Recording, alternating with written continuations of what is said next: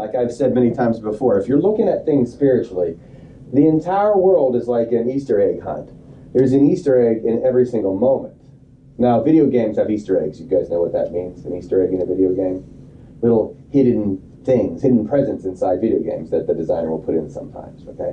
What we don't know is that every moment of our lives, there's an Easter egg. There's a little jewel somewhere, if you're willing to look for it. Like Rumi says, if you love in every moment, you'll remove a veil between you and God, okay? But we gotta love in every moment. We spend most of our lives not loving in every moment. We're actually creating karma as a result. But if you look for it in every moment, everywhere you go, you can find spirit, each and every moment. It's a tough chase. It's a tough game, but it's seek and you'll find, right? In each and every moment, it's there for you. So you can watch movies spiritually, you can read books spiritually, you can be driving in your car spiritually. Every relationship you have can be spiritual if you look at it that way. From the 3D perspective, it's not going to work. From the 5D perspective, it'll work. And that's what McConaughey actually ends up figuring out, which is what we're going to go through. What he comes to a realization of what he needs to be doing and what he is and what he's supposed to be doing. So, if you watch this movie spiritually, it speaks to you a lot different than if you're just watching it for the cool scientific, interstellar space travel, which is interesting, but life is 10 billion times more interesting than that. We're all on an interstellar journey, whether we know it or not. And we're all actually playing this out, whether we know it or not. People will be riveted in the movie theater, and they don't know they're actually doing it. And yet we're all both Murph and Cooper at the same time. We're playing both of those characters, okay? So when he gets to the place through the wormhole into the fifth dimensional state, he's on the other side looking back towards the third dimensional state. And he and Matt Damon have this discussion. And it starts with Damon saying, in their fifth dimension, ... And Matt McConaughey goes, who the hell are they? Okay? I believe if you can answer that question for yourself and really get it, the world will unify. Okay? Your life will make complete sense. It all comes together. Who the hell are they? Now, a little bit later on, they answer, who the hell are they? But in that moment, he's like, wait, who are they? Who sent us? And he's trying to figure that out. He doesn't know. He proceeds to struggle a whole lot, throughout the course of this film, because, again, he's stressed and he's fearful and he wishes he was back on Earth and all that kind of stuff. And that's not helping much. He can still communicate a little bit, but it's not working quite yet. He has to do something else in order to experience it. Matt Damon says to him, they constructed a 3D space within 5D reality to allow you to understand it. That is really, really spiritually deep. It's also true. Remember, this is a scientific movie. Astrophysicists and quantum physicists and all that helped consult with this. And they're the ones that allowed this line to get into the movie, okay? Science. They constructed a 3D space within 5D reality to allow you to understand it. What does McConaughey say? It's not working, okay? That's what you feel like most of your life, okay? Me too. We all go through this because it doesn't feel like it's working. Well, that sucks. First of all, who's they? What is this? What does that even mean? And McConaughey says, yeah, it's not working. So if they did this, why did they do it? And I'm not understanding it. It's not working. Damon proceeds to say time is a physical dimension. We had mentioned that earlier. The fact is time isn't a thing like we think. It's actually more like a physical thing. And if you stack moment upon moment upon moment, you get a volume, which is more like space of time. Einstein figured that 100 years ago. So time is the fourth dimension. That's the gap here between 3D space and 5D reality. Now remember, check out that word. That's the actual reality. This 3D space is the dream. This is the illusion. Buddha means what? To wake up. That's because Buddha woke up to the awareness that this 3D space that we are in is the dream, right? It's not what we think. And from the fifth dimensional side of things, you can look back into it and go, it's just a dream. But you got to get to the 5D reality, which is also your reality. This isn't the reality. That's the reality. The fourth dimension is the physical dimension. The fifth dimension, and this is the best way I can explain it, this is the way I understand it. If you want to say mind, that works. If you want to say consciousness, that works. If you want to say soul, that works. But it's non-physical, okay? 3D reality is physical. 5D reality is non-physical. 4D reality is the time that links the two. And you have an experience of 3D reality by going through the 4D from the 5D. Again, science movie. And so he gets into the 5D, he's looking back into 3D. The only glitch is he wouldn't be a body at that point, but they got to have a character there. I guess they could have had a vibrating ghost or something like that. But he's Matthew McConaughey, really in mind, soul, spirit form, looking back into the 3D reality, trying to communicate somehow. Matt Damon's voice says that we've shown that we can exert a force across space-time. Okay? And then they say gravity across the dimensions. Again, scientifically speaking, this is incredibly important. Scientists have demonstrated that gravity requires extra dimensions. For gravity to work, it can't just be 3D reality. That's why they figured this stuff out. Gravity requires more dimensions. So we think we're living in a 3D physical world. The truth is we're in a higher dimensional reality. And gravity only works because we have higher dimensions, okay? And so now they're saying it's gravity across the dimensions. That's the force that's being exerted across space-time. Gravity. And so Murph is figuring that out. She's starting to connect. All right, there's something going on here. There's a link. Then McConaughey says this line, quantum data, which I put in quotes because I don't think that's a thing, okay? I think they wanted to throw the word quantum into the movie. There's quantum everything these days. They wanted to throw quantum into that movie. Now, I put it in quotes and included it because I think the quantum data is your emotional state. The best way to think of it. All of the energy and the code and all the, just all the stuff packaged together, if there's any data, it's your feelings. It's where you're at. From a fifth dimensional being experience into the third dimensional experience, the quantum data that would pop up that's telling you where you're at is your emotions. Heart. Right. It's ultimately your heart, exactly. Okay? So that's the quantum data, but they just glossed through that. And then he says to him that she won't understand the significance of this for years. Now, I'm about to reveal to you the significance of this, but it might take years to really get it. Or plenty of people have watched this movie years ago and didn't get it at all, but maybe a seed was planted. Maybe they'll watch this on the internet and go, oh, yeah, now I get it.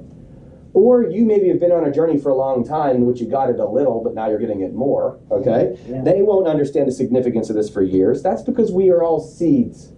Seeds have to grow. How do seeds grow? What do you do to get a seed? Time. Over time. Right. You need to go through the fourth dimension, okay, to get back to the fifth. There's the time. You actually have to go from moment to moment to moment, which is a physical thing. To get back to the fifth, got to go through the fourth. And it requires time. See right there? It takes time. And so it's a process. Maybe my favorite line in the Bible that gets overlooked all the time. Luke 2:52, Jesus grew in stature and in favor with God. How does Jesus grow in stature if he were already born perfect and pure and, done and complete?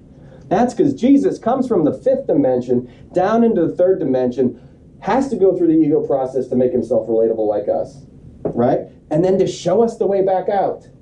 Going through time, growing in stature, back through the fourth dimension, to return to heaven, which is the fifth dimension, okay? That's the process. Jesus coming down from the light into the dark, experiencing all of this just as we've gone through, to show us how to get back, to break free from this third dimensional space obsession that we have.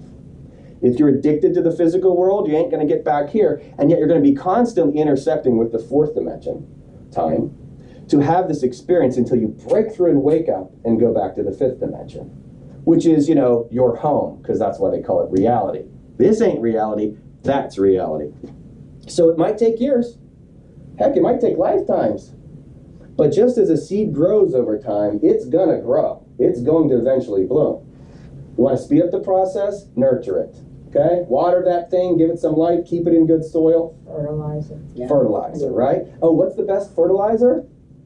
Manure, right? When you go through things manure-like, I'm using that word on purpose because I'm being videoed. There's other words. When you go through manure, because life happens, that's the best fertilizer. You want to wake up fast? Wake up to this process that's going on? Embrace the manure, right? Don't resist it. Gee, I wish that didn't happen. That's actually the stuff that's helping you get here. Blessed are the persecuted, Jesus said, in righteousness' sake, for theirs is the kingdom of heaven. Down here, you're going to work on waking up if you go through difficult things, because you're going to reconnect to that which is your divine self. And you're going to say, thank you for all that manure, okay? And you're blessed, again, as long as you're righteous. If you do it with complaint, and resistance and resentment, that's not going to wake you up. He doesn't say, blessed are the persecuted.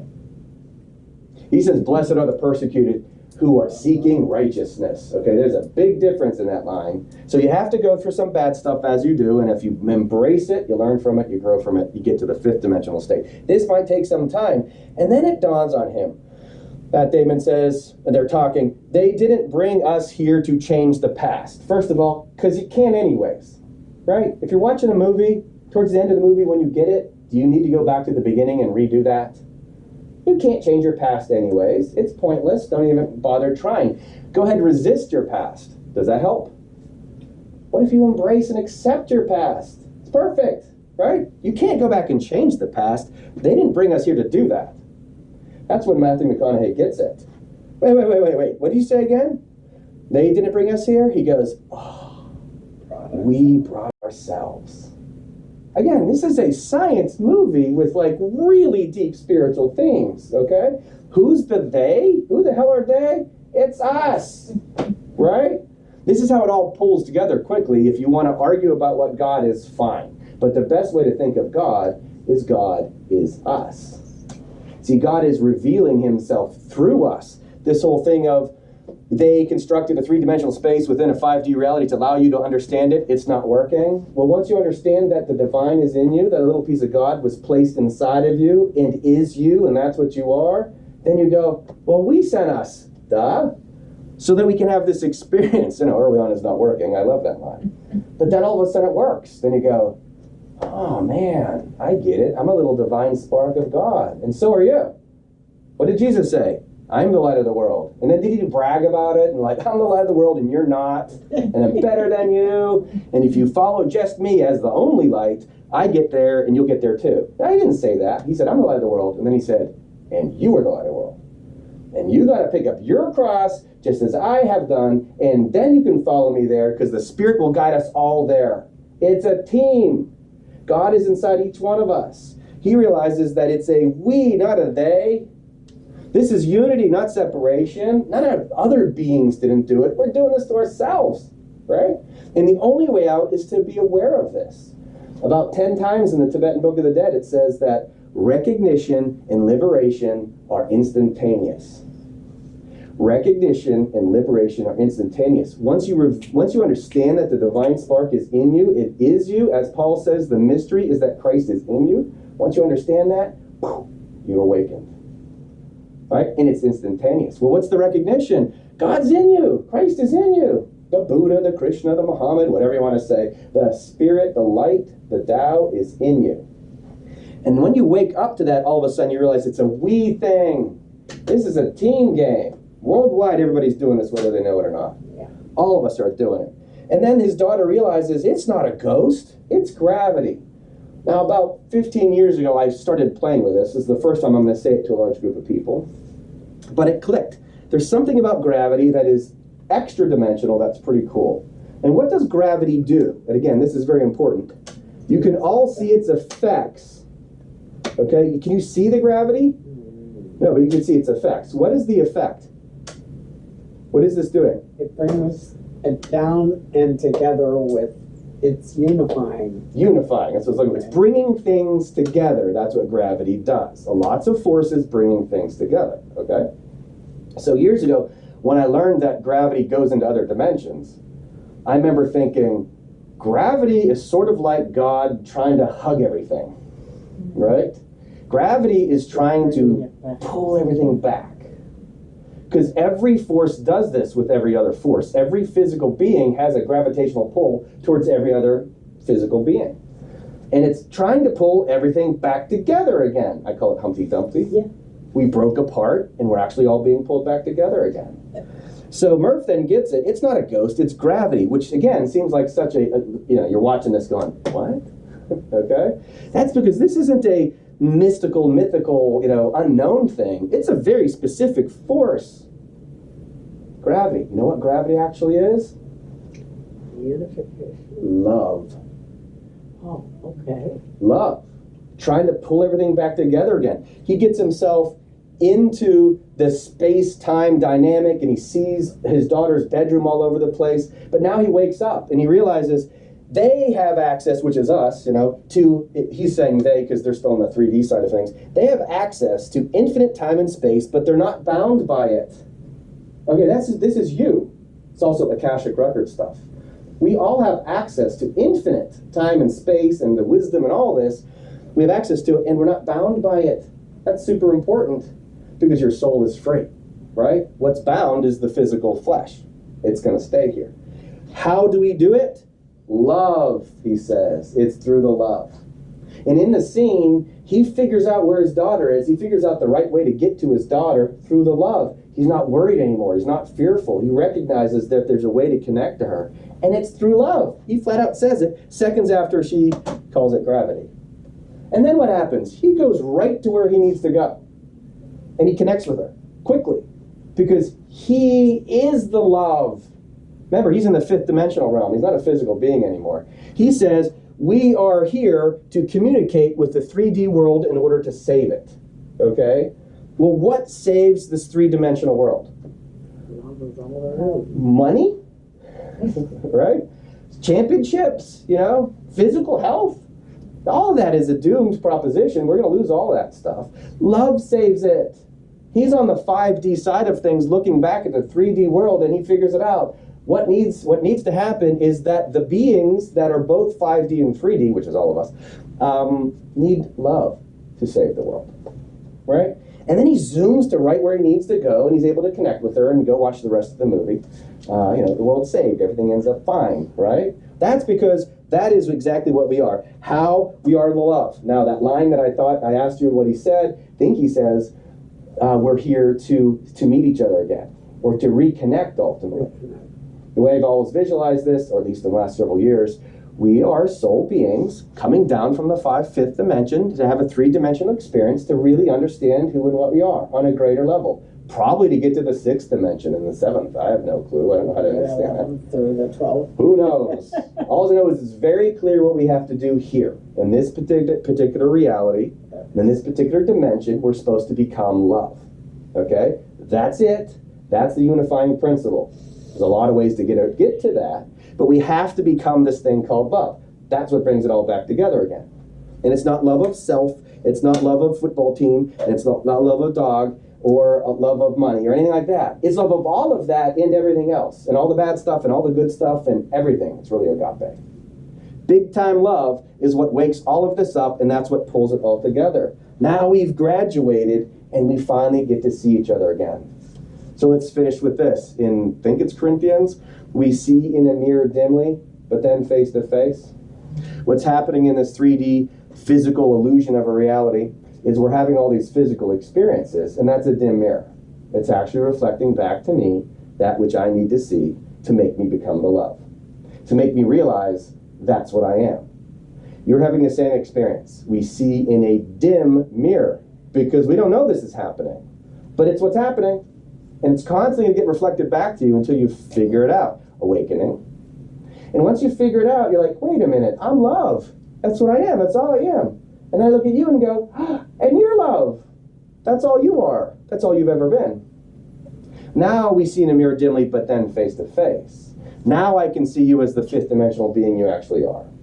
I was confused for a long time, thinking that you were the flesh. But then I was awakened, and then I realized that you're the spirit.